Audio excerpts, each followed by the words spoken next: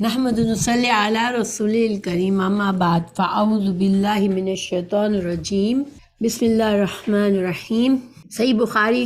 کر رہے ہیں اور کتاب الوضو میں حدیث نمبر 219 پر ہیں۔ شروع کرتے ہیں۔ باب ترک النبی صلی اللہ علیہ وسلم والناس الاعرابی حتی فرغ من بولہ فی المسجد۔ باب رسول اللہ صلی اللہ علیہ وسلم اور صحابہ کرام کا ایک دیہاتی کو چھوڑ دینا جب تک کہ وہ مسجد میں پیشاب سے فارغ نہ ہو گیا۔ یہاں امام بخاری نے یہ باب باندھا ہے اس لیے کہ جیسے کہ ہم جانتے ہیں کہ انسان کا پیشاب جو ہے وہ نجس ہوتا ہے اور وضو جو ہے وہ پاکی کا معاملہ ہے، تو ہر وہ چیز اس کا پاکی سے تعلق ہے۔ امام بخاری اس کو ذکر فرما رہے ہیں یہاں پر، تو یہ حدیث لائے ہیں۔ حدیث پڑھتے ہیں ہم۔ حدثنا موسیٰ بن اسماعیل قال حدثنا حمام قال اخبرنا اسحاق عن انس بن مالک ان النبی صلی اللہ علیہ وسلم رأى اعرابیا یبول فی المسجد فقال دعوه حتى اذا فرغ دعا بماء فصبه علیہ۔ ہم سے موسیٰ بن اسماعیل نے بیان کیا، کہا ہم سے حمام نے کہا، ہم سے اسحاق نے انس بن مالک کے واسطے سے نقل کیا ہے کہ رسول کریم صلی اللہ علیہ وسلم نے ایک دیہاتی کو مسجد میں پیشاب کرتے ہوئے دیکھا، تو لوگوں سے آپ صلی اللہ علیہ وسلم نے فرمایا اسے چھوڑ دو۔ جب وہ فارغ ہو گیا تو پانی منگا کر آپ نے اس جگہ پر بہا دیا۔ تو یہ حدیث جو ہے، اگلی حدیث بھی یہی ہے، تو ہم اس کو پہلے پڑھ لیتے ہیں، اس کے بعد انشاءاللہ اس حدیث کے مسائل کو سمجھتے ہیں۔ باب صب الماء علی البول فی المسجد، مسجد میں پیشاب پر پانی بہا دینے کے بیان میں۔ اور امام بخاری ان ابواب سے یہ واضح کرنا چاہ رہے ہیں کہ اگر مسجد میں ایسی کوئی نجس چیز ہو تو کیا کرنا چاہیے۔ حدثنا ابو الیمانی قال اخبرنا شعیب عن الزہری قال اخبرنی عبید اللہ بن عبد اللہ بن عتیبہ بن مسعود ان ابا ہریرہ قال قام اعرابی فبال فی المسجد فتناولہ الناس فقال لهم النبی صلی اللہ علیہ وسلم دعوه وحرقوا على بولہ سجلا من ماء او ذنوبا من ماء فإنما بعثتم میسرین ولم تبعثوا معسرین۔ تو اس کا ترجمہ ہے، ہم سے ابو الیمان نے بیان کیا، انہوں نے کہا ہمیں شعیب نے زہری کے واسطے سے خبر دی، انہوں نے کہا مجھے عبید اللہ بن عبداللہ بن عتبہ بن مسعود نے خبر دی۔ ابو ہریرہ رضی اللہ عنہ نے فرمایا کہ ایک اعرابی کھڑا ہو کر مسجد میں پیشاب کرنے لگا، تو لوگ اس پر جپٹنے لگے۔ یہ دیکھ کر رسول اللہ صلی اللہ علیہ وسلم نے لوگوں سے فرمایا اسے چھوڑ دو اور اس کے پیشاب پر پانی کا بھرا ہوا ڈول یا کچھ کم بھرا ہوا ڈول بہا دو، کیونکہ تم نرمی کے لیے بھیجے گئے ہو، سختی کے لیے نہیں۔ اگلی حدیث بھی یہی ہے، اس کے کچھ تھوڑا سا فرق ہے۔ یہ حدیث کئی صحابہ نے اور ساری کتابوں میں موجود ہے، حدیث کی جو صحیح 7 کتابیں ہیں سب میں یہ حدیث موجود ہے۔ وحدثنا عبدان قال اخبرنا عبد اللہ قال اخبرنا یحییٰ بن سعید قال سمعت انس بن مالک عن النبی صلی اللہ علیہ وسلم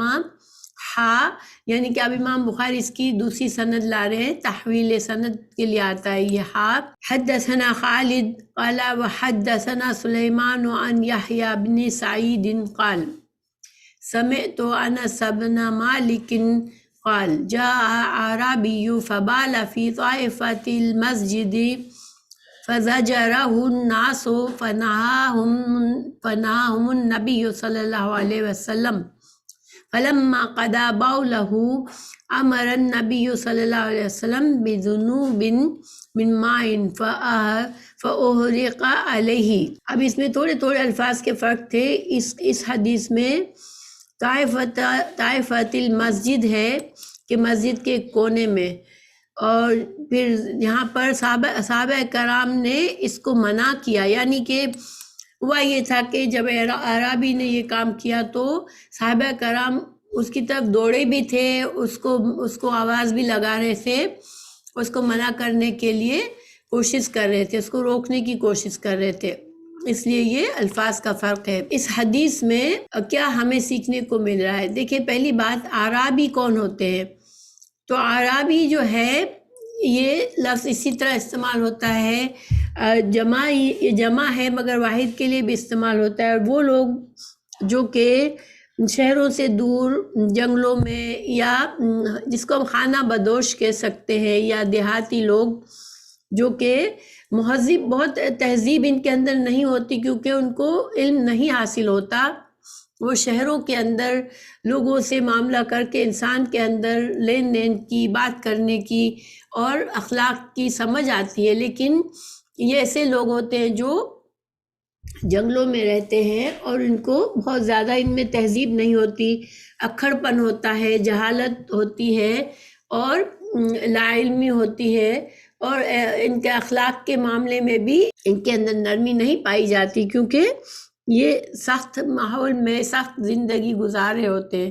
تو اب ایک اعرابی مسجد میں آیا، تو یہ حدیث صحیح مسلم میں ذرا زیادہ تفصیل سے ہے۔ تو صحیح مسلم کے الفاظ یہ ہے کہ اس آدمی نے، مطلب مسجد میں وہ آیا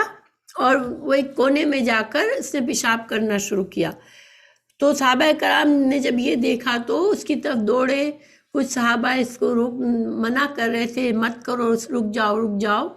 اور اس طرح سے لوگ اس کی طرف بھاگے۔ رسول اللہ صلی اللہ علیہ وسلم نے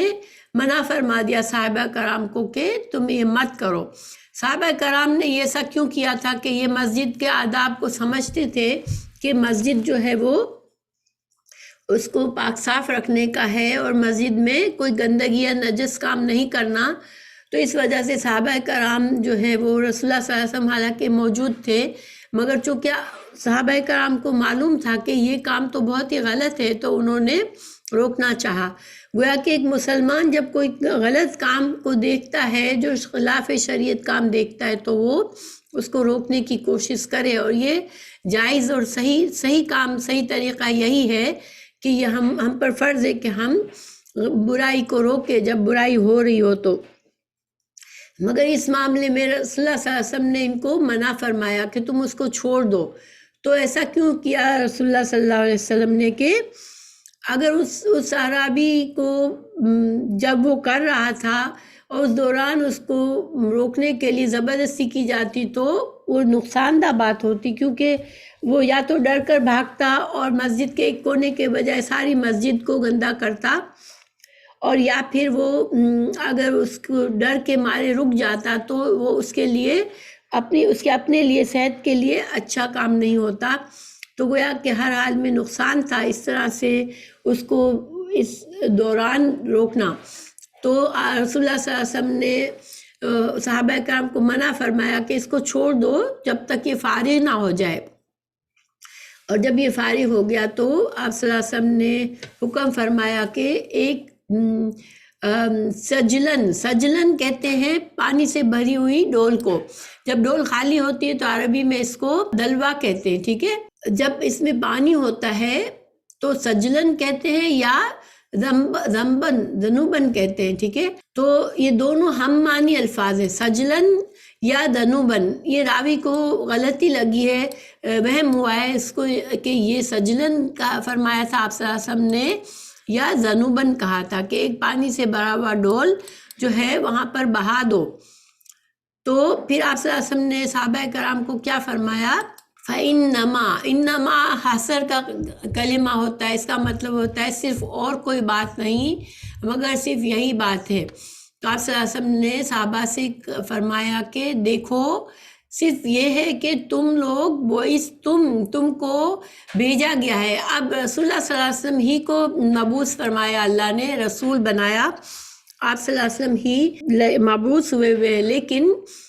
یہاں پر مجازن آپ صلی اللہ علیہ وسلم نے یہ لفظ استعمال کیا اپنی امت کے لیے، کیونکہ رسول اللہ صلی اللہ علیہ وسلم کے اندر یہ صفت موجود ہے کہ آپ صلی اللہ علیہ وسلم نے ہمیشہ آسانی فرمائی شریعت کے معاملے میں، امت کے معاملے میں آپ صلی اللہ علیہ وسلم نے ہمیشہ آسانی کے پہلو کو پسند فرمایا، اور آپ صلی اللہ علیہ وسلم کے اندر رسول کریم صلی اللہ علیہ وسلم کی صفات میں نرمی تھی، آپ نرمی سے معاملہ کرتے تھے لوگوں سے۔ تو رسول اللہ صلی اللہ علیہ وسلم نے صحابہ کرام کو بھی سمجھایا کہ تم لوگوں کو بھی، تمہارے اندر بھی یہ صفت ہونی چاہیے کہ تم میسرین بنو۔ میسرین کا مطلب ہے لوگوں کے لیے آسانی کا پہلو ڈھونڈو۔ تو اس سے کہ ہم کیا مطلب ہم لے سکتے ہیں کہ شریعت کے معاملے میں اگر کوئی انسان کسی کو دین سکھاتا ہے یا کوئی عالم دین ہے، کوئی بڑا ہے، اب کسی کو کم علم ہے تو ان لوگوں کے ساتھ آسانی اور نرمی والا معاملہ کرے، اور دین کی بات جب بتائے، شریعت کی بات بتائے تو اس میں جو بھی سب سے آسان ترین پہلو ہو اس سے سکھائے دین۔ اور معسرین کا مطلب ہوتا ہے تنگی کرنا، مشکل کرنا۔ تو آپ صلی اللہ علیہ وسلم نے صحابہ کرام سے فرمایا کہ تم لوگ جو ہو نرمی کے لیے بھیجے گئے ہو، سختی کے لیے نہیں۔ ٹھیک ہے، رسول اللہ صلی اللہ علیہ وسلم میں بہت سی ایسی مثالیں ہمیں ملتی ہیں کہ آپ صلی اللہ علیہ وسلم نے فرمایا کہ مسواک، آپ بہت زیادہ مسواک کیا کرتے تھے، اور فرمایا کہ مجھے یہ ڈر نہ ہوتا کہ امت پر سختی ہو جائے گی، میں یہ حکم دے دیتا کہ ہر نماز سے پہلے فرض کر دیتا اس کو کہ مسواک کیا جائے۔ تو آپ صلی اللہ علیہ وسلم خود کیا کرتے تھے، لیکن ایک طرح سے لوگوں کو انکریج بھی کیا، لوگوں کو جیسے اس چیز پر ابھار آ کے زیادہ سے زیادہ مسواک کرے، انسان ہر نماز سے پہلے کرے، مگر اس کو فرض نہیں بنایا کیونکہ پھر یہ مشکل ہو جاتا امت پہ۔ اسی طرح قیام اللیل آپ نے رمضان میں با جماعت ہر روز نہیں پڑھایا، اور آپ نے کیا وجہ بتائی؟ ہر رات نہیں پڑھایا تھا آپ صلی اللہ علیہ وسلم نے اپنے زمانے میں با جماعت قیام اللیل، جیسے اب تراویح ہم کرتے ہیں ایسے آپ صلی اللہ علیہ وسلم نے ہر رات نہیں پڑھائی۔ اور آپ نے وجہ کیا بتائی تھی کہ یہ تم لوگوں پر مشکل ہو جائے گا، اگر میں اس کو ہر رات پڑھاؤں گا تو یہ فرض کی طرح ہو جائے گا، اور فرض حکم اگر یہ سب پر امت پر یہ فرض ہو گیا کہ ہر رات رمضان میں با جماعت قیام اللیل کریں تو یہ امت پر مشکل ہو جائے گا۔ ایسے کئی مثالیں کہ آپ صلی اللہ علیہ وسلم امت کے لیے آسانی والے احکامات پسند فرماتے تھے۔ تو ایک داعی دین جو ہے اس پر بھی فرض ہے کہ وہ آسانی کرے۔ دیکھیں بہت سے علماء جب دینی مدرسے ہوتے ہیں اس میں سمجھتے ہیں کہ جو مولوی ہے یا جو ٹیچر ہے اس کے ہاتھ میں ڈنڈا ضروری ہے، جو حفظ کر رہے ہوتے ہیں ان بچوں کو خوب مار بھی پڑتی ہے، بہت لوگوں کو کہ مار کر ہی پڑھایا جاتا ہے کہ بھئی حفظ کے لیے تو ضروری ہے مارنا، لیکن یہ صحیح طریقہ نہیں ہے کیونکہ اس سے انسان دین سے متنفر ہوتا ہے۔ اسی طرح کوئی اگر نیا مسلمان ہے، کوئی مسجد میں مسلمان تو ہے لیکن مسجد میں نہیں آتا تھا، اب مسجد میں آنا شروع ہوا تو اس کے طور طریقے، اس کو اتنی تہذیب اگر نہیں ہے مسجد کی تو مسجد کے دوسرے لوگ بھی اس پر بہت جلدی اس کی طرف دوڑتے ہیں کہ اس کو بس جلدی سے سیدھا کر دو۔ لیکن انسان کو آسانی کرنی چاہیے اور حکمت سے کام لینا چاہیے تاکہ دوسروں کو دین سے متنفر نہ کیا جائے۔ اب یہاں اس حدیث کے میں سے کیا ہمیں سبق ملتا ہے، یعنی جو اس باب سے تعلق ہے اس سے ہم اس کے احکامات کو سمجھتے ہیں کہ دیکھیں پہلی بات، انسان کا جو پیشاب ہوتا ہے وہ نجس ہوتا ہے، یہ ہم پہلے بھی جان چکے کہ انسانوں کا پیشاب جو ہے نجس ہے، اگر کپڑوں پر ہے یا زمین پر ہے تو وہاں پر نماز جو ہے نہیں پڑھی جا سکتی، اس کو پاک کرنا ضروری ہوتا ہے۔ پھر ہمیں یہ پتہ چلا کہ مسجد کے آداب سے پتہ چلے کہ مسجدوں کو پاک صاف رکھنا ضروری ہے، کیونکہ صحابہ کرام فوراً جلدی سے اس عربی کو روکنے کے لیے بھاگے، کیونکہ مسجد میں گندگی کا کوئی کام کرنا یا گندگی پھیلانا، چاہے اب دیکھیں یہ تو حصی گندگی ہے، لیکن مسجدوں میں لڑنا جھگڑنا، آوازیں بلند کرنا، سیاست کرنا، ایک دوسرے پر تان کرنا یا ایک دوسرے کے پیچھے سے غیبت کرنا، یہ سارے کام مسجد میں کرنے والے کام نہیں ہے۔ ویسے بھی یہ تو برے کام ہیں، لیکن مسجد میں خاص طور سے انسان مسجد کے آداب کا خیال رکھے، اس کو پاک صاف رکھے۔ ہمیں اس حدیث سے یہ بھی پتہ چلتا ہے کہ ایک مسلمان کو نہی عن المنکر کرنا چاہیے۔ جہاں کہیں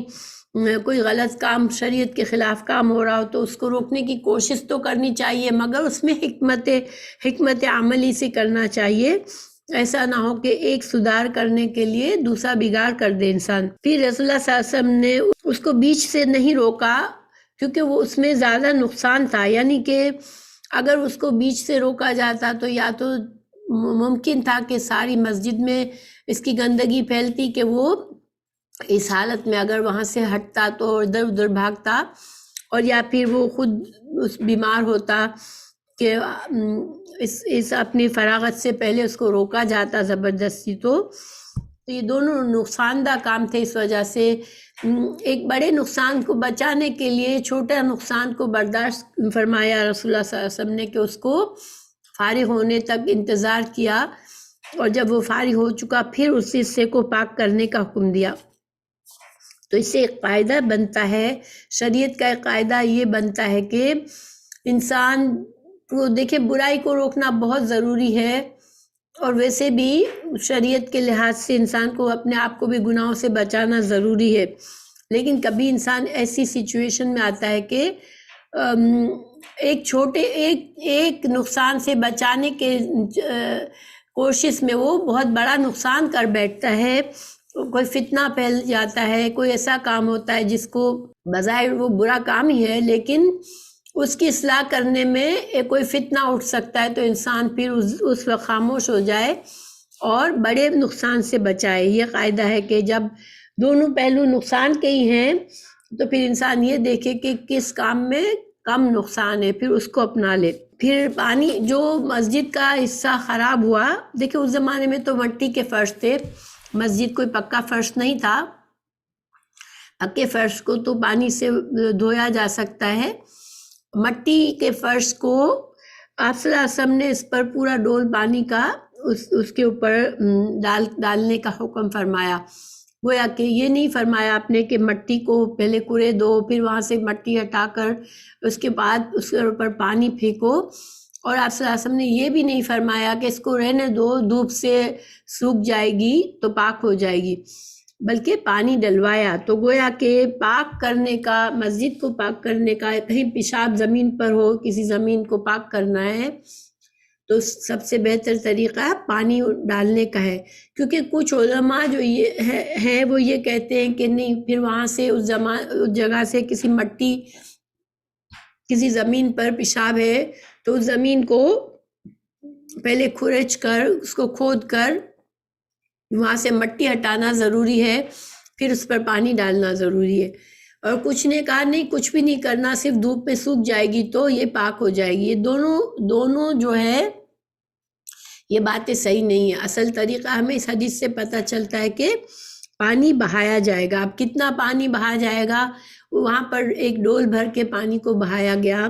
اور کچھ علماء اس کے اوپر پانی کی مقدار بتاتے ہیں کہ اتنے ایریا کو صاف کرنے کے لیے اتنا پانی ہو، تو ایسے مختلف قسم کے اس معاملے میں علماء نے باتیں کی ہیں، ٹھیک ہے۔ اچھا، مگر ایک کامن سینس کے طور پر انسان اتنا پانی بہا دے کہ جو اس حصے کو اچھی طرح سے تر کر کے صاف کر دے۔ اور پھر یہ بھی دیکھیں، یہ بھی نہیں کہا گیا کہ یہ پانی جب زمین پر بہایا جاتا ہے تو وہ پانی بہہ کر دوسری جگہ تک جاتا ہے، تو یہ نہیں کہا گیا کہ اب سارا حصہ گندا ہو جائے گا، گویا کہ پانی کے اندر پاک کرنے کی صفات ہے، تو پانی سے وہ اس جگہ کو صاف اور پاک کر دیا گیا۔ پھر آپ صلی اللہ علیہ وسلم نے دیکھیں یہاں پر اس اختصار ہے اس حدیث میں، صحیح مسلم کی حدیث میں ہے کہ جب یہ سب کچھ ہو گیا اس کے بعد رسول اللہ صلی اللہ علیہ وسلم نے اس اعرابی کو اپنے پاس بلایا اور اس کو پیار سے سمجھایا کہ دیکھو یہ مسجد اللہ کے گھر ہوتے ہیں، یہ اللہ کے ذکر کے لیے، قرآن پڑھنے کے لیے، دعا کرنے کے لیے، نماز پڑھنے کے لیے بنائی جاتی ہیں، یہاں پر اللہ کے نام کو بلند کیا جاتا ہے، تو مسجد کے اندر بگاڑ نہیں ہونا چاہیے، یہاں پر گندگی اور نجاست کو نہیں پھیلانا چاہیے۔ اس شخص پر اتنا اچھا اثر ہوا کہ وہ بعد میں خود بتاتا تھا کہ میرے ماں باپ رسول اللہ صلی اللہ علیہ وسلم پر قربان ہو کہ میں نے ایک ایسی جہالت کا کام کیا، مگر رسول اللہ صلی اللہ علیہ وسلم نہ مجھ پر ناراض ہوئے، نہ مجھ کو ڈانٹا، بلکہ مجھے پیار سے سمجھایا۔ تو یہ ہے نرمی کے معاملہ کرنا، کسی کو حکمت سے کام کرنے سے اصلاح ہوتی ہے۔ ایک داعی کو یہ بات سمجھنی چاہیے کہ اگر کسی کے دل میں کسی کو اتنا علم نہیں ہے، دین کا علم نہیں ہے، اس کے دل میں دین کی محبت پیدا کرنے کے لیے سختی کا طریقہ اچھا نہیں ہوتا، بلکہ نرمی سے، پیار سے اور حکمت سے معاملہ کرنا چاہیے۔ اور آپ صلی اللہ علیہ وسلم کا ایک انداز ایسا تھا جیسے ایک شفیق باپ ہوتا ہے، وہ ایک شفیق باپ کی طرح آپ صحابہ کرام کی کا تزکیہ فرماتے تھے اور ان کی اصلاح فرماتے تھے۔ اب اس حدیث کے سارے مسائل تقریباً میں نے بتا دیے۔ اس سے جو اہم قاعدہ ہمیں ملا، ایک تو یہ کہ امت مسلمہ آسانی کرنے والی ہے، دوسروں کے لیے مشکل پیدا کرنے والی نہیں ہے، تو کوئی بھی ایسا کام نہ کرے جس سے دوسروں کے اوپر مشکل آتی ہو۔ یہ ہمارے انداز، یہ امت وسط کی ایک صفت ہونی چاہیے ہمارے اندر کہ ہم جہاں بھی جائیں دوسروں کے لیے آسانی کریں، مشکل نہ پیدا کر دے۔ اپنے رویے سے انسان بعض اوقات اپنے کچھ اصول بنا لیتا ہے، پھر اس میں ذرا سی بھی لچک نہیں رکھتا اور دوسروں کو اس کے اسٹینڈرڈ کا نہیں اگر کوئی ہوتا تو اس کے ساتھ سختی کا معاملہ کرتا ہے۔ مگر امت مسلمہ کے اندر یہ وصف ہونا چاہیے کہ اس کے اندر نرمی اور لوگوں کے لیے آسانی پیدا کرنے کی صلاحیت ہونی چاہیے۔ دوسرا، جب کسی کو دین کی باتیں سکھانی ہے تو شریعت میں جو بھی آسانی یعنی کہ جو شریعت کے اندر رہ کر جس حد تک آسانی کر سکتے ہیں اس حد تک آسانی لوگوں کو بتانی چاہیے، تاکہ لوگ زیادہ سے زیادہ دین کو پسند کرے اور دین سے محبت کرے۔ اگر ایک انسان ساری زندگی ایک دینی ماحول میں بڑا ہوا ہے، اس کو سارا کچھ پتہ ہے دین کے طریقے، لیکن وہ دوسروں کو اس اسٹینڈرڈ سے نہ جج کرے۔ اگر دوسروں کے پاس کم علم ہے تو ان کے ساتھ نرمی کا معاملہ کرے اور ان کے لیول کے ساتھ ان کو آہستہ آہستہ دین کی تربیت دے۔ پھر دوسرا قاعدہ ہمیں یہ پتہ چلا آج کی حدیث میں کہ اگر نقصان ہی نقصان ہے، ایک برائی کو روکنے میں بھی بڑا نقصان ہونے والا ہے، تو پھر اس برائی میں انسان حکمت سے کام لے اور صحیح وقت پر صحیح طریقے سے اس کی اصلاح کرے اور فساد سے بچائے۔ فساد سے ہر حال میں بچنا ضروری ہے، اور فساد جو ہے وہ بگاڑ ہوتا ہے جو بڑے لیول پر ہو جاتا ہے، ٹھیک ہے۔ اور باقی جو اس باب سے تعلق ہے وہ یہی پتہ چلا کہ انسان کا پیشاب جو ہے وہ نجس ہے، اور اس نجاست کو کہیں لگ جائے تو اس کو پانی سے دور کیا جا سکتا ہے۔ اور دوسری بات ہمیں یہ پتہ چلی کہ مسجد جو ہے وہ پاک صاف رکھنا ضروری ہے۔ مسجد کے آداب ہیں اور مسجد اللہ کے گھر ہے، عبادت کے لیے ہے، ان کی صفائی کا خیال رکھنا بہت ضروری ہے۔ تو یہ سارے آج اس حدیث کے مسائل ہیں۔ اب دوسری حدیث کی طرف چلتے ہیں، دوسرے باب کی طرف۔ باب بول الصبیان، بچوں کے پیشاب کے بارے میں۔ تو حدثنا عبداللہ بن یوسف قال اخبرنا مالک عن ہشام بن عروۃ عن ابیہ عن عائشۃ ام المؤمنین انہا قالت اوتی رسول اللہ صلی اللہ علیہ وسلم بصبی فبال علی ثوبہ فدعا بماء فاتبعہ ایاہ۔ ہم سے عبداللہ بن یوسف نے بیان کیا، کہا ہم کو مالک نے ہشام بن عروہ سے خبر دی، انہوں نے اپنے باپ عروہ سے، انہوں نے حضرت عائشہ ام المومنین سے رضی اللہ عنہا سے روایت کیا کہ رسول اللہ صلی اللہ علیہ وسلم کے پاس ایک بچہ لایا گیا، اس نے آپ کے کپڑے پر پیشاب کر دیا، تو آپ صلی اللہ علیہ وسلم نے پانی منگایا اور اس پر ڈال دیا۔ اگلی حدیث بھی اسی سے تعلق ہے۔ حدثنا عبداللہ ابن یوسف قال اخبرنا مالک عن ابن شہاب عن عبید اللہ ابن عبداللہ ابن عتبہ عن ام قیس بنت محصن انہا اتت بِابْنِ لَهَا صغیر لم یأکل الطعام إلى رسول اللہ صلی اللہ علیہ وسلم فاجلسہ رسول اللہ صلی اللہ علیہ وسلم فی حجرہ فبال على ثوبه فدعا بماء فندحه ولم یغسلہ۔ اس کا ترجمہ ہے، ہم سے عبداللہ بن یوسف نے بیان کیا، کہا ہمیں مالک نے ابن شہاب سے خبر دی، عبید اللہ بن عبداللہ بن عتبہ بن مسعود سے یہ حدیث روایت کرتے ہیں کہ قیس بنت محسن نامی ایک خاتون سے کہ وہ رسول اللہ صلی اللہ علیہ وسلم کی خدمت اقدس میں اپنا چھوٹا بچہ لے کر آئیں جو کھانا نہیں کھاتا تھا، یعنی کہ شیر خوار تھا، ابھی سے ماں کے دودھ پر ہی تھی اس کی غذا۔ رسول اللہ صلی اللہ علیہ وسلم نے اسے اپنی گود میں بٹھایا۔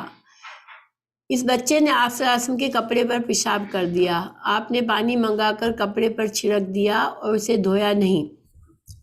تو اب یہ حدیث کیا ہے؟ دیکھیں اس کی راویہ جو ہے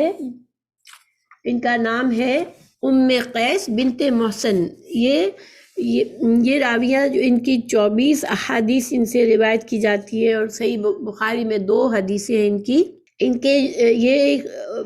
مہاجرہ تھی، یعنی انہوں نے ہجرت کی تھی، مدینہ ہجرت کر کے آئی تھی اور رسول اللہ صلی اللہ علیہ وسلم سے اسلام کی بیعت بھی کی تھی، ٹھیک ہے۔ جب عورتیں آتی تھی تو ان کو بیعت کرنا پڑتا تھا رسول اللہ صلی اللہ علیہ وسلم سے اسلام کے لیے، تو انہوں نے بیعت بھی کی تھی۔ یہ عظیم صحابیہ تھی۔ ان کے بھائی کا نام عکاسہ بن محسن تھا۔ یہ ان کے بارے میں جو عکاسہ ہے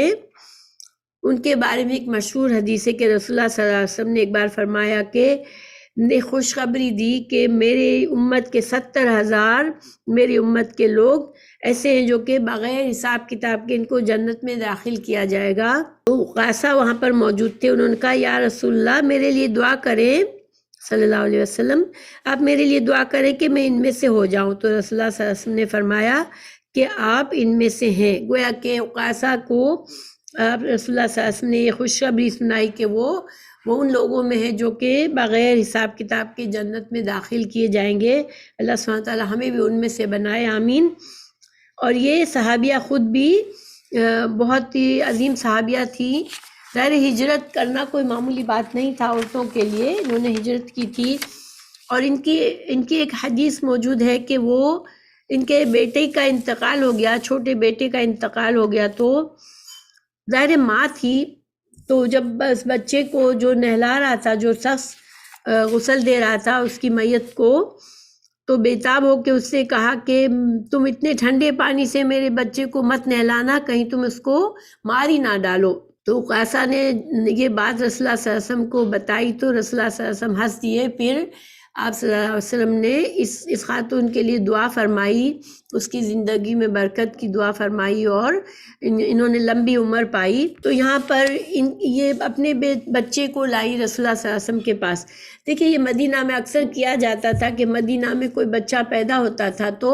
اس کو برکت کے لیے رسول اللہ صلی اللہ علیہ وسلم کے پاس لایا جاتا تھا۔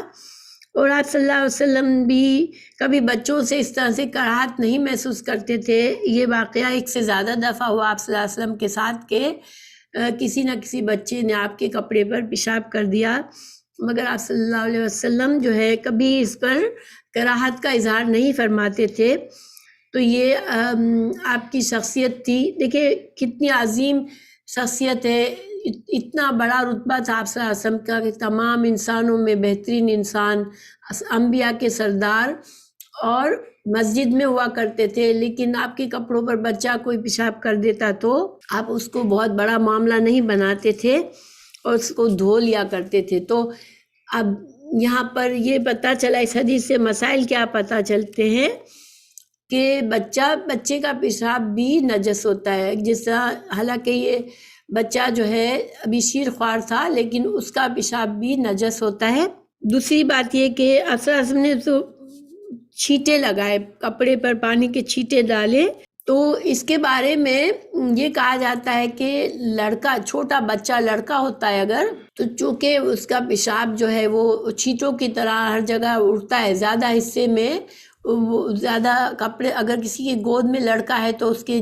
کپڑوں پر زیادہ زیادہ حصے میں پانی پیشاب کے چھینٹے جاتے ہیں، اس لیے اس کو دھونا مشکل ہوتا ہے، تو اس پر پانی کے چھینٹے ڈال دیے گئے پاک کرنے کے لیے۔ لیکن اگر بچی ہوتی ہے کسی کی گود میں اور وہ ایک دوسری حدیث سے ہمیں پتہ چلتا ہے کہ چھوٹی بچی کے پیشاب کو کپڑے کو دھویا جاتا ہے، ٹھیک ہے۔ اور اس میں علماء نے یہ بتایا کہ چونکہ بچی کا پیشاب ایک ہی جگہ پر سب جمع ہوتا ہے تو اس کو دھونا آسان ہوتا ہے کہ اس حصے کو کپڑے کے انسان دھو لے۔ ظاہر انسان اب آج کل تو ہم اکثر جگہوں پر کپڑوں کی تنگی اتنی نہیں ہوتی، لیکن ہمیشہ ایسا نہیں ہوتا۔ ہمارا دین ہمیشہ کے لیے، ہر حالات کے لیے ہے، تو جہاں اب یہ نہیں تھا کہ جا کے کپڑے بدل لیے، اسی کپڑوں پر پانی ڈال کے انہی کو پاک کر کے پھر انسان اسی سے نماز بھی پڑھ لیتا تھا۔ حدیث موجود ہے دوسری کہ جب لڑکی کا پیشاب ہو تو کپڑے کو دھو لے انسان، اس حصے کو دھو لے، اور لڑکے کا ہو تو جہاں جہاں چھینٹے پڑے اس پر پانی ڈال دے تو اس سے پاک ہو جاتا ہے۔ مگر ہر صورت میں انسان چاہے چھوٹا ہو بڑا ہو، اس کا جو پیشاب ہے وہ نجس ہے۔ دوسری بات یہ کہ صحابہ کرام کا بچوں کو برکت کے لیے لانا آپ صلی اللہ علیہ وسلم کے پاس، تو ظاہر آپ رسول کریم صلی اللہ علیہ وسلم ان میں موجود تھے، تو ہر انسان چاہتا تھا کہ ان کے بچے کو بھی آپ کی برکت نصیب ہو، تو اس طرح سے لایا جاتا تھا، اور وہ بھی صحابی ہی کہلاتے تھے، ٹھیک ہے، چونکہ بچپن میں ہی دیکھنے کے باوجود وہ صحابی ہوتے تھے۔ اور دوسرا یہ کہ پیشاب اگر بچے کا ہو تو اس کو اس طرح سے پانی ڈال کے صاف کیا جا سکتا ہے، اس کو نجاست کو دور کرنا ضروری ہے۔ تو یہ سارے مسائل ہیں اس حدیث سے، دونوں احادیث سے